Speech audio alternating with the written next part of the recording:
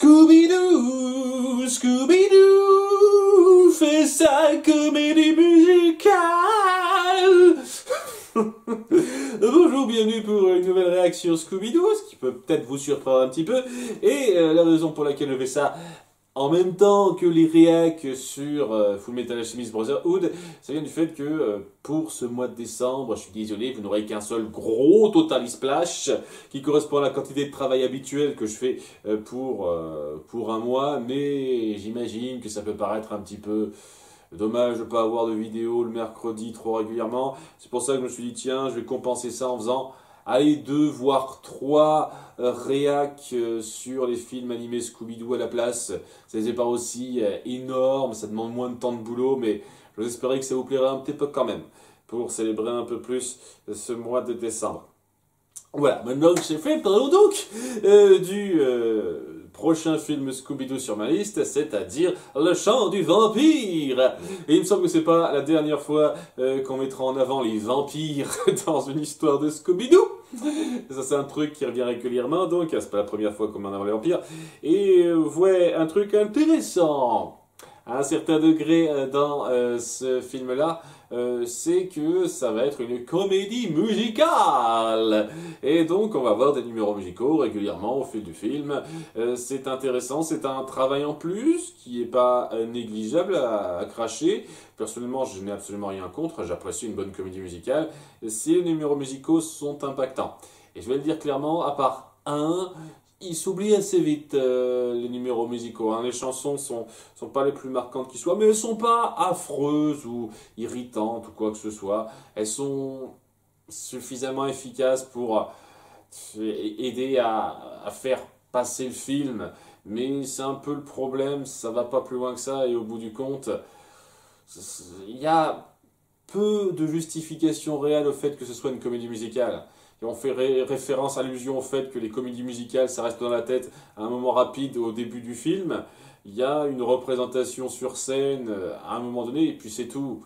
Et ça donne la justification du film pour être une comédie musicale, ce qui est très faiblard. Je trouve qu'il y aurait des configurations plus recherchées pour mettre en avant la comédie musicale. Être vraiment dans le domaine du chant. Vraiment. Mais c'est pas ce qu'on fait, sincèrement. On crée une histoire basique qui aurait pu se faire sans comédie musicale et ça aurait été pareil. Ça, ça le mérite tout juste. Et au bout du compte, c'est un petit gimmick qu'on rajoute histoire de rajouter quelque chose. Et ça n'a pas tellement de force que ça.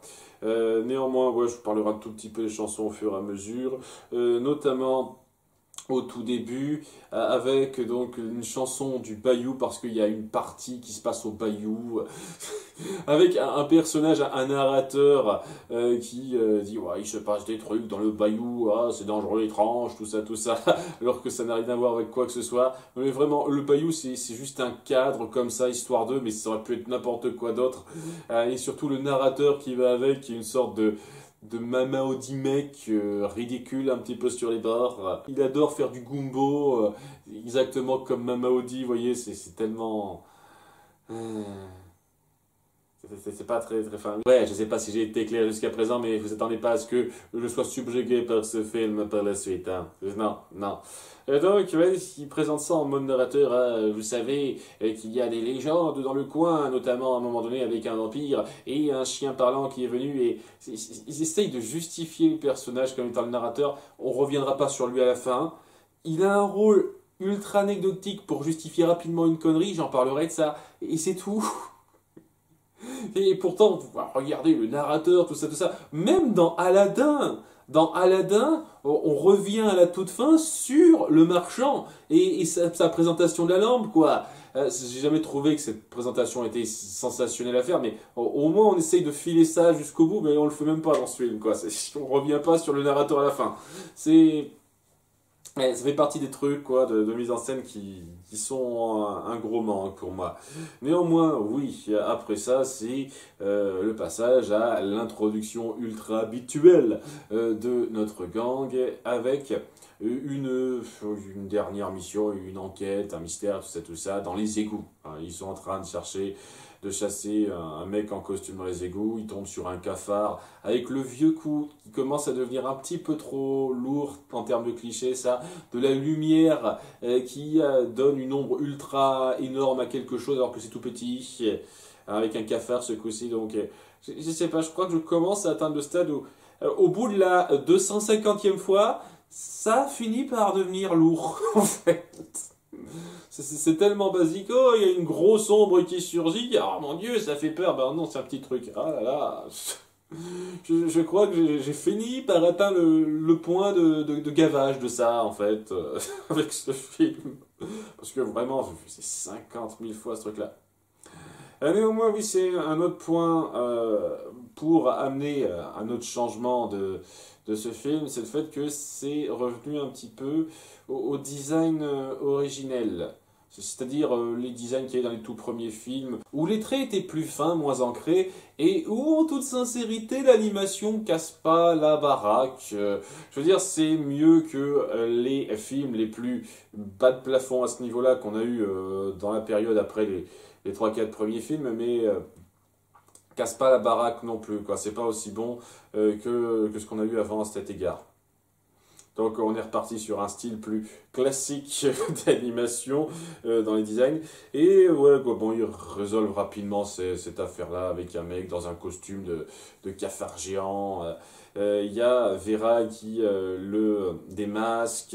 Elle se rend compte que tout le monde est un petit peu sous pression entre guillemets, ce qui n'est pas vraiment le cas, hein. En fait, le seul qui sont sous pression, c'est comme d'habitude Sammy et Scooby parce qu'ils ont eu super peur. Mais le reste, c'est Fred qui s'est englué dans un de ses pièges et Daphné et qui a peur du cafard justement. Oh mon Dieu, un cafard! Je suis une fille, j'ai peur de ces bébés! Ah voilà, c'est tout. Et il y a Vera qui se dit ah, on a bien besoin de vacances. Et c'est juste une excuse pour les faire aller quelque part, comme d'habitude, et ça n'apportera rien du tout, quoi. Non, ils n'ont pas besoin de vacances plus que ça, et ça va justifier la chanson, la meilleure chanson du lot, alors qu'ils se trouvent sur les routes, hein, en direction de cet endroit pour se reposer, que Vera leur a gardé secret. C'est une surprise, c'est un mystère. Ils chantent leur chanson en disant plus de ghouls, plus de monstres, on va se reposer enfin, c'est entraînant, c'est fun. I don't want no phantom that shrieks, haunting us every night. I don't want no comic con geeks, walking up out of the blue. Et c'est la seule chanson mémorable de ce film, le reste pas tant que ça. Je trouve un peu dommage dans l'absolu que, étant donné que c'est vraiment comédie musicale, on n'ait pas eu de doublage français pour les chansons, puisqu'on a un doublage français évidemment habituel pour ça, mais pas pour les chansons. C'est sans doute les doubleurs habituels sont pas très doués en chant, ce qui serait pas étonnant. Donc voilà, ils se rendent donc à leur endroit de vacances qui s'appelle Petite Chauve-Sourieville, où il y a un festival du vampire, évidemment, hein, c'est en lien avec le titre de film, hein, faut se douter. Et ouais, il y a Sammy Scooby qui dit ah mais attends, comment t'as osé? C'est juste un festival, les gens se déguisent en vampire, mais tout va bien. Et on va essayer de mettre en place très vite les parties importants. D'une part, il y a un gars qui est très prude, très prêcheur sur les bords, qui s'appelle Jasper Poubelle. Voilà, il s'appelle Jasper Poubelle. C'est intéressant comme nom, hein. Est-ce que c'est un ancêtre de l'inventeur de la poubelle, puisque c'est comme ça qu'il s'appelait aussi. Il me semblait pas qu'il était américain celui-là. Et ouais, le gars, c'est juste dire ah non, c'est une aberration, nous ne pouvons accepter une telle chose en ville. Ce genre de truc très très très très réfléchi, très fin. Il y a la dirigeante du festival de la foire, quoi, qui est du genre très capitaliste, donc des sous, hein. S'il y a moyen de faire de la pub et de rapporter de l'argent, il faut partir là-dessus. Basique, qui s'appelle Lita quelque chose, on s'en fout un petit peu. Il y a celui qui les a un peu invités ici, parce que c'est toujours quelqu'un qu'un de nos héros connaît et qui leur permet d'avoir un passe-droit quelque part. Donc ce coup-ci, c'est Vera qui connaît Vincent Van Helsing. Vincent Van Helsing qui, si vous connaissez un petit peu la légende, est un descendant de l'ancêtre Van Helsing qui s'est frotté aux vampires d'il y a longtemps, d'après la légende, et c'est un écrivain de vampires classique, dira-t-on. On essaye de mettre un tout petit peu en avant, et vraiment pas de façon très poussée, je trouve ça dommage, la différence d'attente de considération sur la fiction de vampires, et de confronter un tout petit peu la vision qu'a cet auteur très classique, très typique à la vieux Dracula, qui est Vincent Van Helsing, avec la vision plus jeune, plus actuelle, dont Vera et Daphné sont fans, mais dont Vera n'ose pas dire qu'elle aime ça parce qu'elle veut pas mal se faire voir par ce gars qu'elle respecte malgré tout. Malgré tout ça, ça va pas plus loin que ça. Le début pouvait promettre d'être un petit peu intéressant là-dessus, mais ça ne développera pas plus ça. Ce que je trouve franchement dommage. Ça aurait été un conflit intéressant à mettre en avant sur le long terme et à développer plus. C'est vraiment... C'est juste dommage ça. Alors qu'il découvre un petit peu ce festival et qu'il voit donc le gars qui les a invités ici, ce mec les invite chez lui alors qu'il présente un petit peu sa vie sur le fait qu'il est un peu has-been, il vend pas ses bouquins et il dépend trop de cette Lita qui organise ce festival pour pouvoir toucher quelque chose, quoi. Il aimerait vraiment pouvoir arriver à s'en sortir avec ses films, faire des best-sellers, mais avec ses livres, faire des best-sellers, mais il n'y arrive pas et il se languit un petit peu de ça alors qu'il présente donc sa maison à tout le monde avec différents... Enfin, c'est très riche, hein. Son manoir, très sincèrement, il le vendrait, il pourrait vivre peinard jusqu'à la fin de ses jours, ou il pourrait jouer les touristes là-dessus, il pourrait être assez peinard à ce niveau-là, mais apparemment il ne le fait pas trop. Et il présente donc différents trucs typiques de son histoire familiale vampiresque, notamment des joyaux un peu spécifiques sur lesquels on centrera un tout petit peu histoire de dire, et surtout, évidemment, la tombe de l'ancien vampire que sa famille a combattu. Comment il s'appelait? Lord Valdronia. Lord de Valdronia qui est gardé là-dedans et qu'il se réveille que tous les 1000 ans. Sur le truc. Il présente ça comme si c'était vraiment des faits avérés, tout ça, tout ça. Et dès le début, on se dit, alors, soit ça va partir directement dans la magie directe, donc, soit ça va être... pour de faux, et donc c'est quand même très louche ce qu'il est en train de présenter quand même, cette espèce de connaissance directe de la chose, quoi. Donc, assez vite, je vous cache pas que j'ai vu venir le rebondissement de fin. Mais ouais, il présentait un petit peu sa situation, ce vampire qui devrait pas tarder à se réveiller, bien entendu qui va se réveiller, et après ça, ils se rendent à une représentation sur scène de jeunes vampires. Ce qui est... Quand on s'y penche, plutôt bizarre de sa part de vouloir aller voir une troupe de jeunes déguisés en vampires jouer sur les trucs plus jeunes alors que c'est pas son truc à lui, son rayon à lui.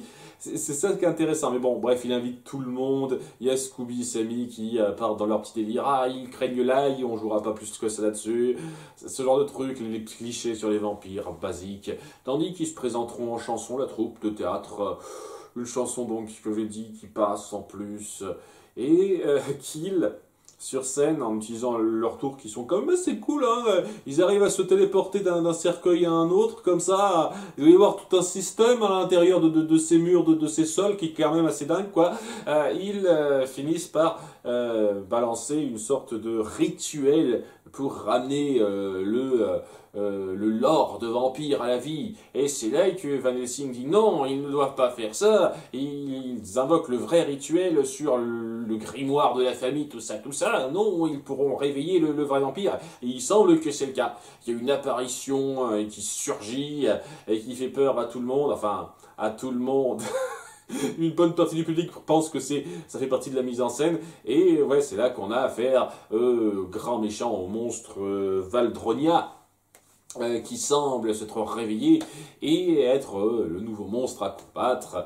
Valdronia qui a pas un design super, je trouve. Il a des lèvres notamment qui occupent genre le tiers de son visage. Je trouve que c'est pas super bien rendu cette partie-là, quoi. Hein. En tant que monstre vampire, vous auriez pu faire un petit peu plus recherché que ça. Mais à nouveau, en termes de design, c'est pas fameux l'animation de ce film. Donc, ouais, il y a ça qui est mis en place, alors qu'on commencera donc à lancer l'enquête. On commencera aussi à lancer le vieux truc classique de ces films avec, ça arrive malheureusement un peu trop souvent, le coup de Daphné qui est attirée par un autre mec, ou soit c'est Daphné, soit c'est Fred, quoi. Il y a toujours une belle fille ou un beau mec qui arrive, Daphné ou Fred est intéressé, ou c'est intéressé par l'autre, quoi, et il y a une petite jalousie de la part de l'autre. C'est ce qu'on a ici avec Bram, donc le chef de la troupe de vampires, et qui semble s'intéresser à Daphné. Et ouais, ils flirtent un petit peu ensemble, on essaiera de jouer un tout petit peu là-dessus, de façon pas très bien pensée. Enfin, dans l'absolu, il y a pire, mais ça commence un tout petit peu à s'apesantir, ce cliché-là. Il y aurait sans doute moyen de relâcher un peu la pédale là-dessus, je pense. Je dis ça comme ça. Mais bref, on va essayer de jouer là-dessus malgré tout. Tandis que oui, cette arrivée de ce nouveau grand vampire dans le coin va ameuter l'attention des journalistes et du public, parce que voilà, sensationnel tout ça. Ce qui fait super plaisir donc à Lita, la dirigeante du coin, parce qu'elle peut vendre des trucs, quoi. C'est ça son b.a.-ba, se dire ouais, ça attire du monde, je vais pouvoir vendre des trucs, et j'ai la petite chanson là-dessus, c'est trop génial. Super. Il y a le pire moment d'animation de ce film où elle balance des tonnes de billets en l'air et où ça donne pas une seule seconde l'impression que ce sont des vrais billets, quoi. Ça donne l'impression d'être des espèces de mini blocs de briques fins, tellement ça passe pas, ce truc. C'est 3 fois rien, mais bon, c'est un petit détail qui m'a gêné, je vous cache pas. Et ouais, on s'intéresse un tout petit peu aux ambitions de certains et d'autres, sans aller très loin, en mettant en avant 2 suspects principaux qui seront très certainement pas les bons suspects. Et je dis clairement, une fois de plus, le suspect le plus évident était présent depuis le début. Donc le premier, c'est donc Lita, parce que voilà, ça lui rapporte du fric. Et le second, c'est donc le prêcheur Jasper Poubelle, qui se sert de ça pour se donner de la crédibilité, parce qu'avant il n'y avait pas grand monde pour qui le suivait, mais maintenant oui, on veut pas les vampires chez nous, non, conservateurs, tout ça, et donc prévenez-vous contre ça, faites partie de ma milice pour lutter contre cela, et ça lui donne de l'autorité, un peu plus de publicité. Ça tombe bien puisqu'il brigue la place, le poste de maire de la ville, semble-t-il, et c'est ok. Ça donne rapidement le change pour qu'on croit que c'est une ambition compréhensible, mais au-delà de ça, une fois qu'on a passé les quelques minutes centrées sur lui, on se fout royalement du gars, tout comme on se fout royalement de Lita après ça. Il n'existe plus, on ne parle plus de du tout après ça. Hein, ils ont leur petit moment, ils se dire ah, ce sont des suspects, et après, au revoir, hein, vous n'existez plus. Et il y a d'autres trucs qui surviennent rapidement, mais très vite, alors qu'ils reviennent de je sais plus où, quoi. Ils sont attaqués dans la brume par le vampire. Histoire d'eux qui essayent de capturer Daphné, parce que ouais, c'est un truc dont j'aurais pu parler, les bijoux dont j'ai parlé rapidement en vitrine de chez Van Helsing ont été volés, et il y a je sais jamais son nom, Valdronia, qui considère Daphné comme sa potentielle future reine, parce qu'elle a besoin d'une reine pour régner sur le monde, tout ça, et donc il essaye de la capturer très vite, et ça va super vite dans la brume, c'est vite déjoué, il perd un morceau de tissu, on se dit ah tiens c'est bizarre, ce tissu n'est pas très vieux, il est très neuf, ça donne l'impression que ça ne pourrait pas être un vampire. Et puis Van Helsing rétorque que c'est un peu normal puisque il a fait changer un petit peu ses vêtements il y a quelques temps, parce que ces tissus tombaient un petit peu en lambeaux, et donc il voulait lui donner un coup de neuf. Donc il donne le change, parce que pour moi c'est évident ce qui se passe, pour qu'on croie que ça pourrait encore être un vampire. Alors qu'il y a un délire autour de Fred qui croit que ça peut bien être un vampire, donc il se prémunit comme il peut avec des pieux, de l'ail, ce genre de conneries. On jouera un petit peu là-dessus, tandis que, ouais, il va se passer un truc avec Sammy et Scooby, évidemment, parce que là, je vais pas parler de Sammy et Scooby, mais il y a un gros morceau autour d'eux, alors qu'ils se baladent un petit peu dans le coin pour chercher à bouffer, parce que là, ils ont faim.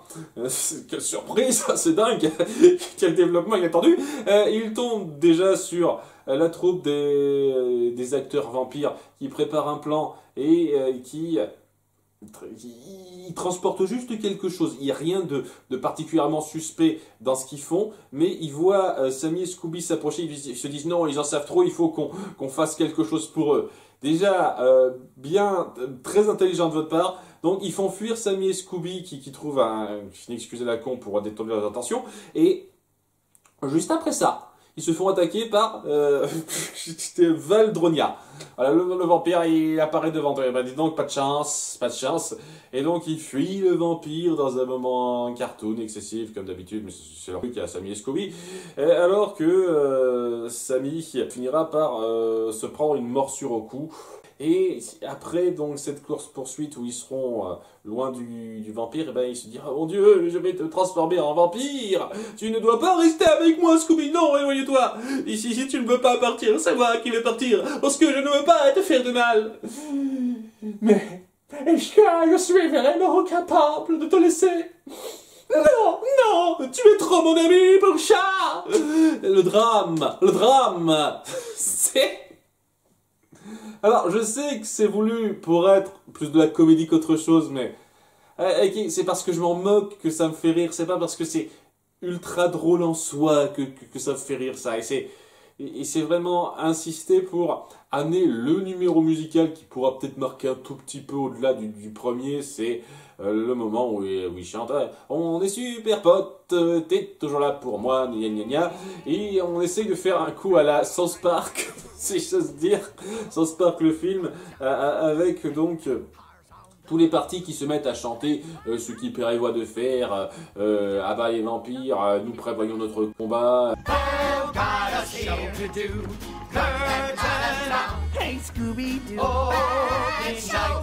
Avec une espèce de montage à la South Park, le film, à un certain degré.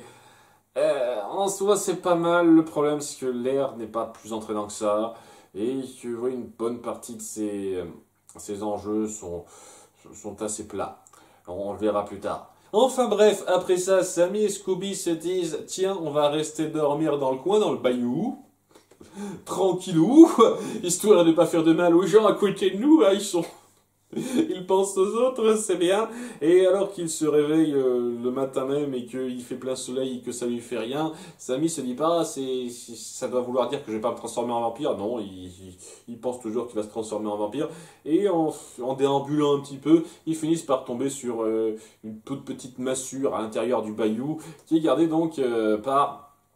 le gars du début, le narrateur un peu chaman du début. C'est pas vraiment un chaman, on va le voir dans pas longtemps. C'est un gros taré en fait, hein. C'est un gros taré. Alors bienvenue chez moi, vous voulez goûter mon kumbo? Ah super, c'était bon. Je l'ai fait avec des sangsues. Oh mon dieu, c'est dégueulasse. Et il raconte rapidement sa vie de façon pas naturelle. Notamment, mais c'était un vendeur qui avait son stand, tout ça, et c'est aussi un bricoleur. J'ai inventé des tas de trucs inutiles, mais à un moment donné, j'ai créé le prototype de chaussures qui volent. Seulement, voilà, dans mon chemin, pour le faire breveter ce truc-là, j'ai été attaqué par un vampire qui me l'a volé. C'est vraiment un truc qu'on nous balance comme ça, n'importe comment, histoire de justifier pourquoi le vampire vole. C'est tout. C'est tout. Il existe des chaussures qui permettent de faire voler parce que ce mec a créé. C'est bien, mais c'est bien fluide dans la narration. Et c'est tout, après il se barre, Sammy et Scooby, on n'a plus rien à foutre du gars, quoi. C'était bien, heureusement que t'étais là. Puis le coup des voitures, des chaussures volantes, à la limite, on aurait pu accepter ça comme ça avec les délires de technologie que vous avez montré jusqu'à présent dans ces films. Hein. C'était pas la peine de donner une excuse à d'où ça vient ce truc-là, quoi. Ou alors vous aurez pu trouver une autre excuse que ça. Enfin bref, ouais. Alors qu'ils ont vécu toute cette aventure-là, il y a Daphné qui dit au reste de la bande et à Van Helsing que la troupe de jeunes vampires c'est peut-être quelque chose. Alors je vais interviewer leur chef, Bran. C'est pas parce que je suis attiré par lui ou quoi que ce soit, hein. Ne sois pas jaloux, Fred. Je suis pas jaloux de ce gars. Et elle vient donc le voir dans son théâtre, parce que apparemment c'est là qu'il vit apparemment. Et il lui fait du gringue, direct. C'est-à-dire, hey, tu es si belle, tu pourrais vivre avec moi éternellement, et il y a une espèce de drague en tango avec elle. Je pense que c'est la pire chanson pour moi, tellement je la trouve assez naze et forcée. Tu pourrais être avec moi éternellement si tu décides de me suivre, etc. Parce que je connais la formule de l'immortalité, suis-moi. Et c'est sympa, mais en fait non. Hein, ouais, j'apprécie, je te trouve canon, tout ça, mais c'est juste pour la drague rapide, rien de très sérieux, hein, tu sais.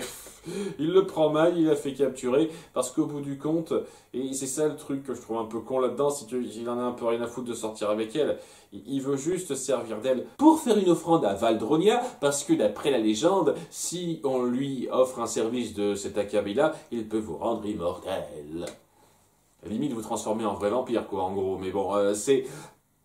Et c'est ça le truc, donc ils suivent le flot pour avoir les faveurs du grand vampire, et une fois de plus ça servait à rien de s'attaquer à Sammy et Scooby parce qu'ils pouvaient clairement pas comprendre ce que vous tramiez, je vois pas le délire, pourquoi vous les avez attaqués, et donc ouais, ils préparent un petit peu le rituel en l'enchaînant à Delghan, en lui donnant donc les joyaux, c'est eux qui les ont volés les joyaux apparemment, d'accord, je sais pas comment ils ont réussi à prévoir ça, pile juste après que le vampire soit rené, mais bon,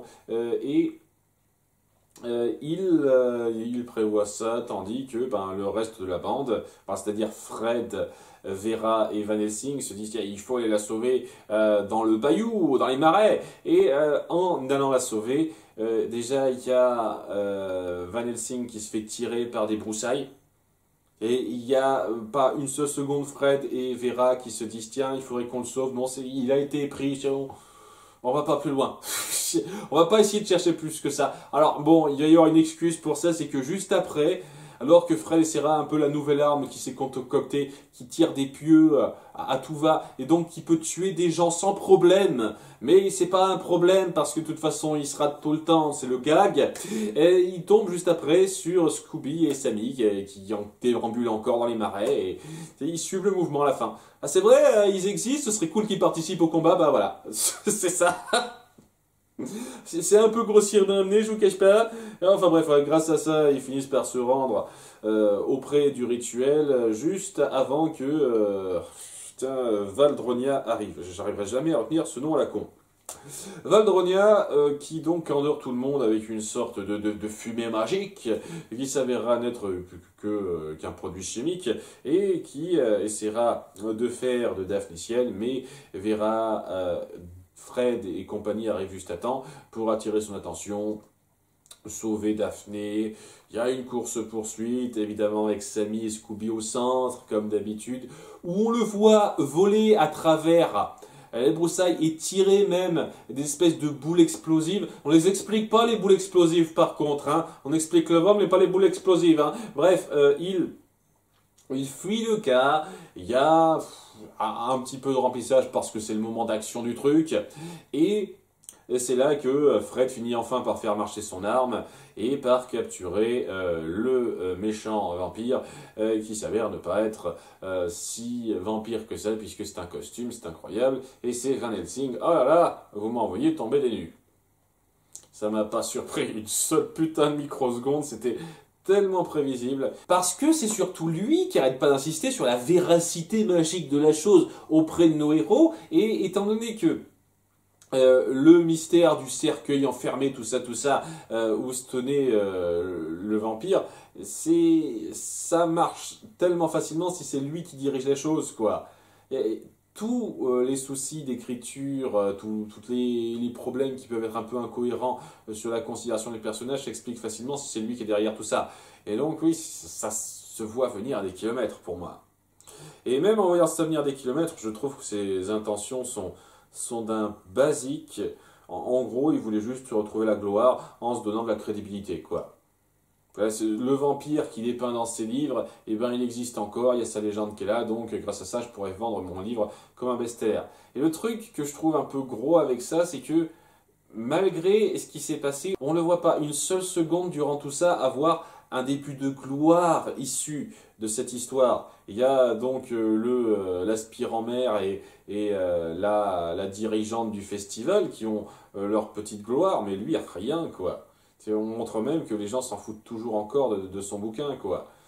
Donc, c'est pas super bien réfléchi de sa part, et il se dit que, ah, comme vous êtes renommé parmi le monde du mystère à un certain degré, si vous corroborez ma version, vous donnerez de la crédibilité et vous ferez en sorte que mon livre se vende bien.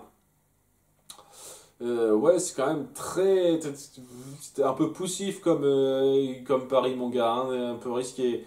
Donc, ouais, il invite les gens qui sont reconnus pour toujours démasquer les mystères comme ça, pour se donner de la crédibilité, alors que c'est eux qui auraient le plus de chances de le démasquer, justement. C'est un petit peu con de sa part, je trouve, comme ça, mais bon, ouais, ça donne pas des ambitions très fortes aux gars, et ça le fait passer pour un peu une andouille.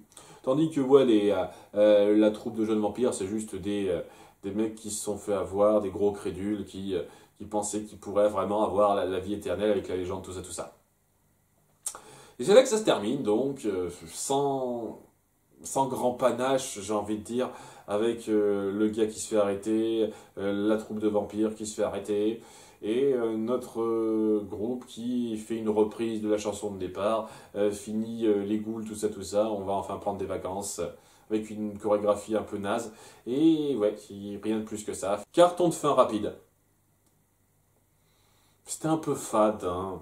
Je vais pas dire que c'était mauvais, mais c'était pas marquant, il y avait rien de saisissant, il y a quelques moments d'humour et d'action, et deux, trois chansons qui passent correctement, mais au-delà de ça, c'est plat, c'est ultra typique, prévisible, et ouais, rien d'affreux, je trouve, mais rien d'extra, quoi. Et un film très moyen, en fait, un bon 10 sur 20, très basique, dans le sens où il n'y a rien qui se démarque beaucoup, et rien qui est particulièrement irritant, quoi. C'est histoire d'eux, quoi. Ça peut se voir comme ça, histoire d'eux, mais vraiment si on n'a pas de grandes attentes. Voyez-vous, c'est pas vraiment un grand retour sur les planches en termes de réac Scooby-Doo, mais ça aurait pu être pire. Bon, je vous donne rendez-vous la prochaine fois pour quelque chose qui, je l'espère, sera plus impactant. Bye!